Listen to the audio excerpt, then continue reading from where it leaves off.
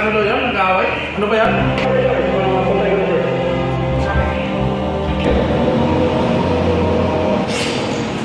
Ikaw kasi, nag-away pa tuloy tayo. Ba't ako? Ikaw ang tagal-tagal mag-drive, isang oras mahigit.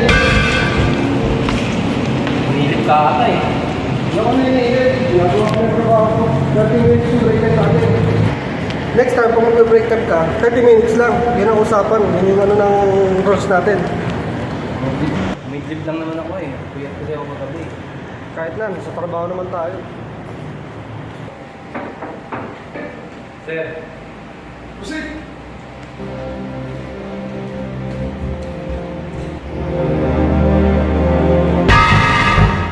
Anong ginagawa nyo sa baba? Si naman kasi sir eh, tagal dumating. 30 minutes lang, ginawa 1 hour mahigit. Totoo ba yan naman? opo sir, may trip lang kasi ako sir. Kuyat ka ako sir. Grabe kayo ah. Lupain talaga namin sa labi at nakakarinig. May mga nakakarinig na mga tingnan sa atin. Yan ba yung ano? Security professional? Sorry sir, si naman kasi, umusobra na sir. Lagi na lang ganun ginagawa. Kaya siya nakakatawa niya kasi siya yun sir. Totoo ba yan naman? Siya kasi sir eh. May trip lang naman ako eh. Kuyat kasi ako sir eh. Pag siya nga eh, nasisang ko, di man ako reklamo. Makapit din ng isang oras eh. Ano? Hindi ba kayo ano? Tigil dyan? Para na kayo mga bata? Sorry sir.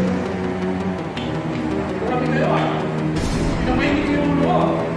Sa susunod ah, tatawag nyo na sa akin yung mga break. Mag-over-break. I-report nyo agad sa akin. Kape! Yes sir. Na. Okay. Harap sa likod. No. Okay, tapos ang usapan ha. Gusto ko, tahimik na. Wala nang iba. Dismiss! Yes sir. Bok, susunod, bigayan na lang tayo ah.